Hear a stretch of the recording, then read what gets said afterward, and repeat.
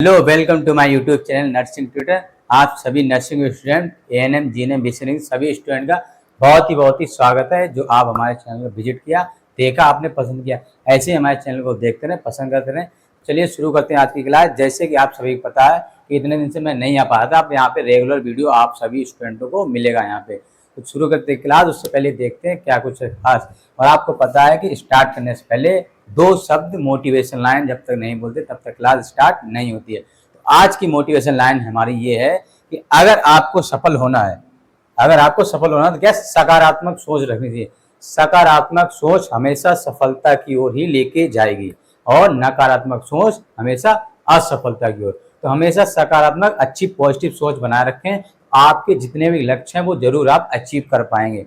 तो चलिए शुरू करते हैं आज की क्लास। जैसे कि आप सभी ने देख लिया होगा कि आज का हमारा जो सब्जेक्ट पीडिया से जो टॉपिक लिया गया है, स्पेशली जिसका नाम है बर्थ एक्सपेक्टेंसी। तो आज हम देखेंगे कि बर्थ एक्सपेक्टेंसी आखिर होता क्या है, क्या इसमें देखने को मिलता है, कैसे होता है, कॉज इसके क्या है, कैरेक्टरिस्टिक क्या क्या होते हैं। तो चलिए शुरू करते हैं आज की क्लास। सबसे पहले देखते हैं इसकी डेफिनेशन। तो डेफिनेशन की बात करें तो failure to initial maintain proper respiration is known as birth expectancy. इसमें ये कह रहा है कि बेबी जब पैदा होता है तो वहां पर क्या फेलियर है, मतलब कि वो ले नहीं, सांस लेने में कहीं ना कहीं उसे दिक्कत हो रही है, मतलब कि जितना उसे O2 चाहिए तो वो कहीं ना कहीं फेलियर हो रहा है। प्रॉपर ऑक्सीजन नहीं कैपेसिटी उसमें ले पा रहा है, ऑक्सीजन नहीं ले पा रहा है। तो हमें ये देखने को यहाँ मिल रहा है failure to initial and maintain proper respiration. वो मेंटेन नहीं कर पा रहा है प्रॉपर रेस्पिरेशन को, किसी भी कॉज की वजह से वो प्रॉपर सांस नहीं ले पा रहा है। जितनी उससे रिक्वायरमेंट है,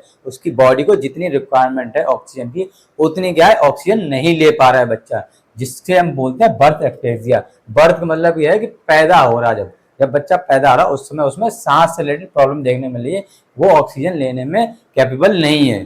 तो अब हम देखते हैं इसके कैरेक्टरिस्टिक, क्या कैरेक्टरिस्टिक इसके होते हैं, क्या इसमें विशेषताएं हमें देखने मिलती हैं। सबसे पहला इसमें देखने मिलता है हाइपोक्सिया।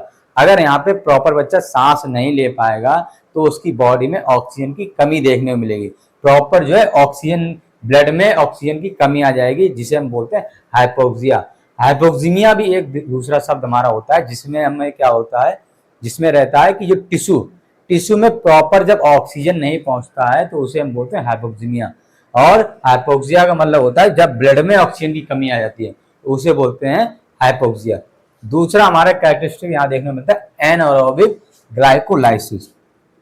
दूसरा देखने को मिलता है एनारोबिक ग्लाइकोलाइसिस। अब आपको ये सबसे पहले समझिए कि ग्लाइकोलाइसिस क्या होता है। ग्लाइकोलाइसिस का मतलब होता है ग्लूकोज का टूटना। आप सभी को पता है कि आप जब भी खाना खाते हैं तो आप उसे चबाते हैं, चबा के छोटे छोटे से मॉलिक्यूल बनाते हैं, तोड़ते हैं टुकड़ों में, तब आपके पेट स्टमक में जाता है।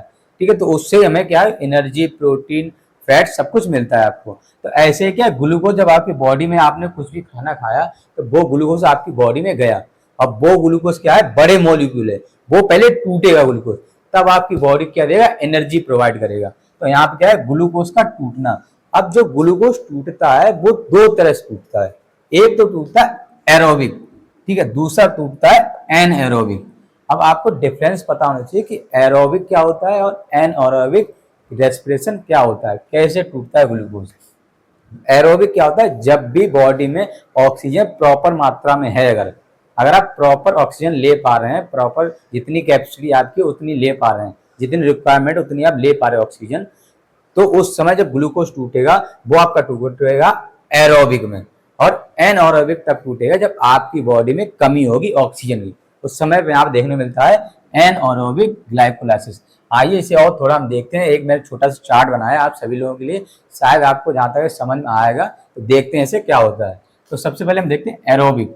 एरोबिक क्या होता है कि यहाँ पे ग्लूकोज जो टूटेगा, यहाँ पे क्या होगा, ग्लूकोज जब यहाँ पे टूटेगा तो ऑक्सीजन के प्रेजेंस में टूटेगा, और ऑक्सीजन की प्रेजेंस में टूटेगा तो ये बनाता है CO2, H2O और ATP। बात करें कितनी ATP बनाएगा यहाँ पे, तो 38 बनाएगा। यहाँ पे मैंने लिख दिया है 38 ATP। आप सभी को पता है कि एक ग्लूकोज जो मॉलिक्यूल होता है वो 38 ATP बनाता है। ठीक है, तो यहाँ पे ग्लूकोज जो टूटेगा 38 ATP में ही टूटेगा, और यही ATP क्या है, हमारी जो बॉडी होती है वो स्टोर करती है। हमारी बॉडी में ये स्टोर हो जाता है, और जब बॉडी में एनर्जी की जरूरत पड़ती है तो यही एनर्जी एटीपी रिलीज होती है और एटीपी टूटती है और एनर्जी प्रोवाइड करते हैं। तो इसके बाद हम देखते हैं एनएरोबिक।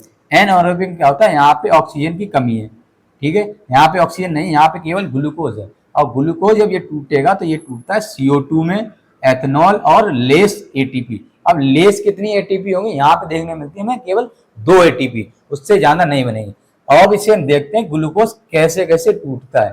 अभी ये मैंने बताया आपको कि ग्लूकोज टूट के बनाता क्या है, अब पूरी प्रोसेस हम देखते हैं। तो सबसे पहले यहाँ पे क्या है कि ग्लूकोज आपकी बॉडी में गया, आपकी बॉडी में टूटा, तो ये टूटता है आपका पायरूवेट, पायरूवेट में ये टूटता है हमारा ग्लूकोज, और वहां पे जब ऑक्सीजन प्रॉपर मात्रा में अगर नहीं है, ठीक है, तो वहां पे बनाएगा लैक्टेट, अगर वहां पे प्रॉपर मात्रा में ऑक्सीजन नहीं है, एनएरोबिक पाथवे, ठीक है, यहाँ पे एनएरोबिक देखने को मिलेगा। अगर यहाँ पे ऑक्सीजन प्रॉपर नहीं है तो वो टूटेगा लैक्टेट एसिड में, लैक्टिक एसिड में टूटता है, और ये बनाता है हमारा एथेनॉल, CO2 और लेस एटीपी। एथेनॉल क्या होता है, एथेनॉल को हम एक तरह से एल्कोहल भी बोलते हैं, एल्कोहल बोलते हैं, और ये बनता है स्पेशली गेहूं, ठीक है, या फिर मक्का या फिर गन्ना, तो इनसे क्या एथेनॉल बनता है जैविक। और इसके बाद हम देखते हैं कि एरोबिक, ये हमने देखा एनएरोबिक का प्रोसेस की ग्लूकोज वो टूटा पायरूवेट में, पायरूवेट में अगर वहां पे ऑक्सीजन नहीं मिला तो लैक्टेट में टूटता है, लैक्टेट को बोलते हैं लैक्टिक एसिड, ठीक है। और यहाँ पे आप देख पाए ना, तीसरा जो हमारा यहाँ पे है वो है लैक्टिक एसिडोसिस। लैक्टिक एसिडोसिस का मतलब होता है कि एसिड में, बॉडी में एसिड का ज्यादा बनना। अब यहाँ पे जब ऑक्सीजन नहीं होगा तो यहाँ पे ग्लूकोज जब टूट रहा है तो वो लैक्टेट में टूट रहा है, यानी लैक्टिक एसिड में। अब ये लैक्टिक एसिड जब ज्यादा बॉडी बनाएगी तो उसी को हम बोलते हैं लैक्टिक एसिडोसिस। अब ज्यादा बॉडी जब लैक्टिक एसिड बनाएगी तो आपको पता है कि बॉडी में जो भी वेस्ट प्रोडक्ट निकालने का काम करता है वो आपका फिल्ट्रेशन किडनी, लीवर वगैरह करते हैं। अब वहां पे एक लिमिटेड समय तक, आप भी है कि एक लिमिटेड समय तक आप अगर रनिंग कर रहे हैं, भाग रहे हैं, दौड़ रहे कहीं, या कोई फिजिकली वर्क कर रहे हैं, एक लिमिटेड समय तक कर सकते हैं, उसके बाद आपकी भी एनर्जी खत्म हो जाएगी, ठीक है। तो वैसे हमारी बॉडी क्या है कि एक लिमिटेड समय तक हमारे ऑर्गन काम करेंगे वहां पे एसिड को बाहर निकालने में, किडनी, लीवर। जब वहां पे कहीं ना कहीं वो ऑर्गन थक जाएंगे तो वो ऑर्गन धीरे धीरे क्या है हमारी बॉडी पूरा डैमेज करने लगता है, लैक्टिक एसिड। तो इसीलिए तीसरा हमारा इसमें देखना लैक्टिक एसिड एसिडोसिस, तो ये होता है लैक्टिक एसिड का फॉर्मेशन, तो वो यहीं पे हो रहा है, ठीक है। उसके बाद हम देखते हैं एरोबिक। एरोबिक क्या होता है, सबसे पहले ग्लूकोज जो होगा हमारा वो टूटेगा पायरूवेट। एक चीज और बता दूं, दोनों प्रोसेस यहां तक सेम ही रहती है, यहां तक सेम ही, पायरूवेट तक सेम ही रहती है प्रोसेस। उसके बाद यहाँ पे क्या है, यहाँ पे अगर एरोबिक रेस्पिरेशन रहा पाथवे, यहाँ पे अगर एरोबिक ऑक्सीजन यानी कि प्रॉपर मात्रा में ऑक्सीजन बॉडी में है और ले पा रहा है, तो आगे जो टूटेगा वो हमारा टूटेगा एसिटाइल को एंजाइम में। आगे जब हमारा टूटेगा पायरूवेट वो टूटता है एसिटाइल को एंजाइम में, और ये क्या करता है, फिर ये टूटता है हमारा CO2, H2O और ATP। जैसे मैंने बताया 38 ATP, और यहाँ पे इसमें मिलेंगे हमें 2 ATP।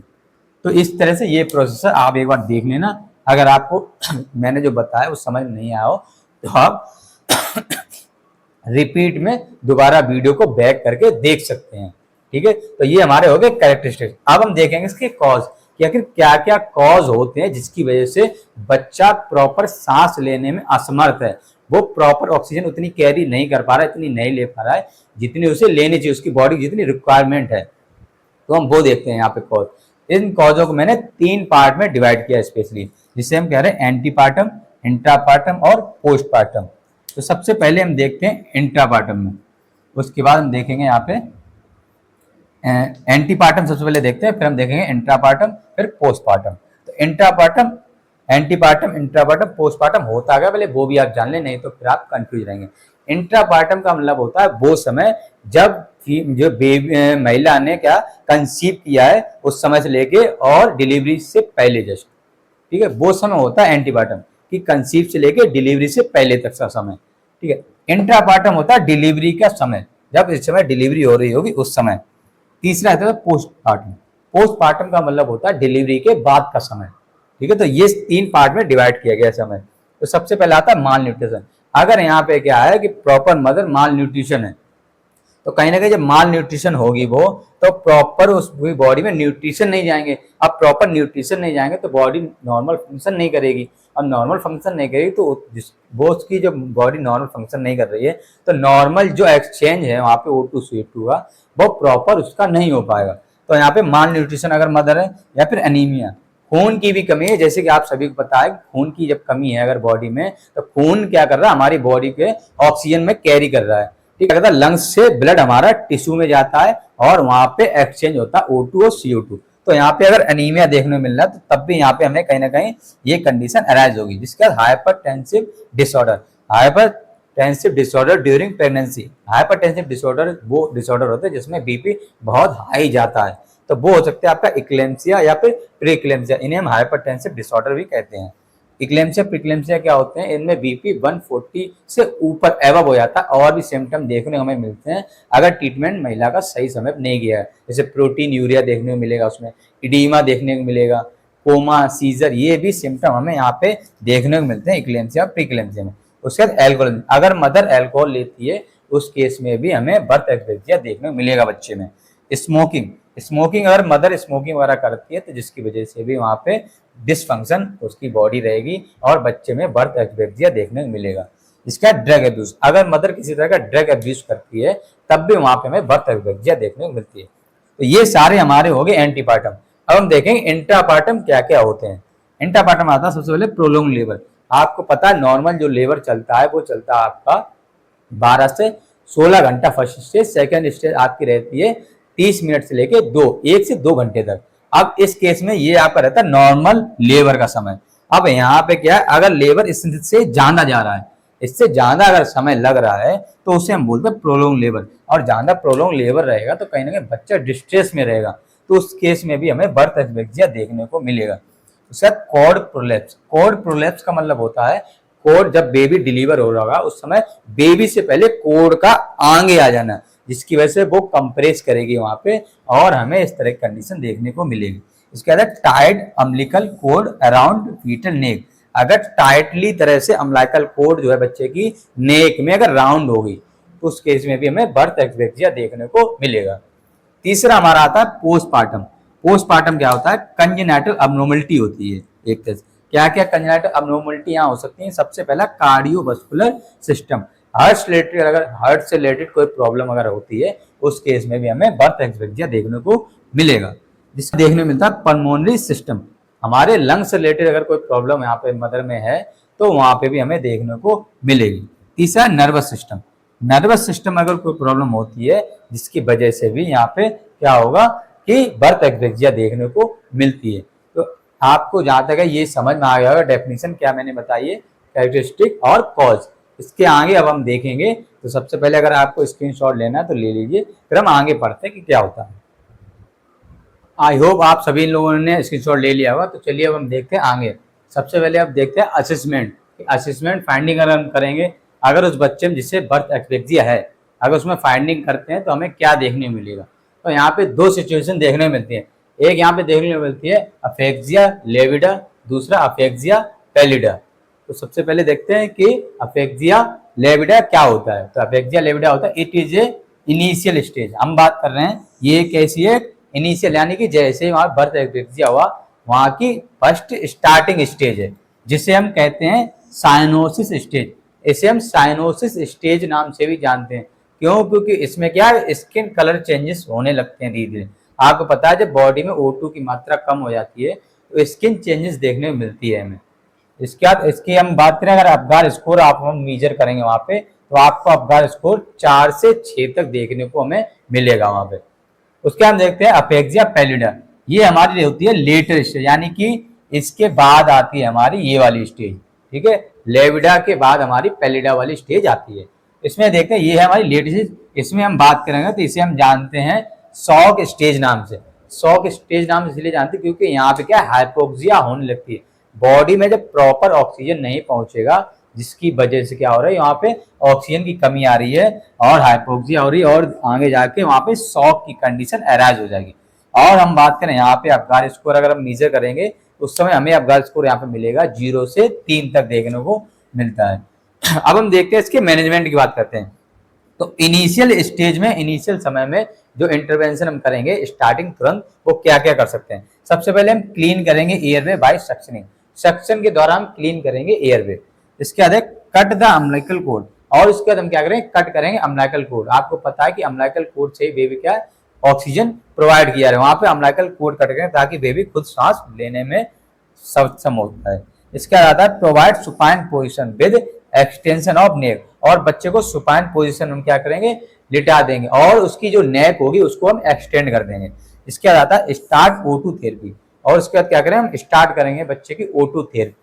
ये तो हमारी होगी इनिशियल स्टेज की। इनिशियल स्टेज में क्या करेंगे, अब हम देखेंगे आफ्टर इनिशियल असेसमेंट जो हमने कर दिया है, ठीक है, असेसमेंट इंटरवेंशन।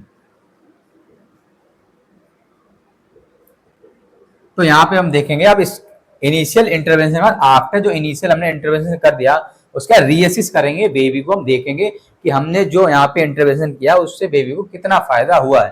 तो जिसमें हम उसकी क्या देखेंगे, हार्ट रेट देखेंगे, स्किन कलर देखेंगे, और रेस्पिरेटरी एफर्ट देखेंगे। ये चीज हम देखेंगे बच्चे में। तो अकॉर्डिंग टू कंडीशन के हिसाब से अलग अलग इंटरवेंशन भी करते हैं। तो चलिए देखते हैं, यहाँ पे मान लीजिए फर्स्ट हमारी ये सिचुएशन होती है, इसमें देखते हैं हार्ट रेट बच्चे कितनी है, 100 से एबव है। रेस्पिरेटरी एफर्ट है वो रेगुलर है, यहाँ पे रेस्पिरेशन वो नॉर्मल है, बट स्किन में कहीं ना कहीं एक्रोसाइनोसिस यहाँ पे देखने को मिलता है। अगर आप सभी ने अपगार स्कोर पढ़ा होगा तो आप सभी को पता होगा कि यहाँ पे एक्रोसाइनोसिस क्या होता है। अगर नहीं आपने पढ़ा है तो प्लीज हमारे चैनल पे जाके देखें, एक वीडियो जरूर पढ़ा होगा वहां पे अपगार स्कोर का, तो उससे आपको पता चलेगा और आपको और भी नॉलेज मिलेगी। तो इसमें क्या करेंगे, हम प्रोवाइड करें रूटीन केयर। अगर बच्चे की ये कंडीशन है तो हम रूटीन केयर ही प्रोवाइड करते हैं। जिसका अगर हम बात करें दूसरी सिचुएशन की, तो अगर फीटस की हार्ट रेट 100 से ऊपर है, रेस्पिरेशन यहाँ पे भी नॉर्मल है, बट स्किन कलर यहाँ पे साइनोसिस देखने को मिल रहा है, ठीक है। तो साइनोसिस क्या होता है, पूरी बॉडी जो होती है वो कैसी हो जाती है, यहाँ पे हमें देखने को मिलती है बिल्कुल येलोइश कलर की। और जबकि यहाँ पे अगर देखने की बात करें, सॉरी, स्किन कलर यहाँ पे हमें साइनोसिस देखने मिलता है। साइनोसिस में क्या होता है कि पूरी बॉडी जो है ब्लू कलर की हो जाती है, जबकि एक्रोसाइनोसिस में क्या होता था, उसमें केवल एक्सट्रीमिटीज ही होती थी केवल ब्लू, ठीक है। और यहाँ पे इसके बाद हम बात करें अगर यहाँ पे इंटरवेंशन की, तो हम कंटिन्यू O2 थेरेपी प्रोवाइड करेंगे।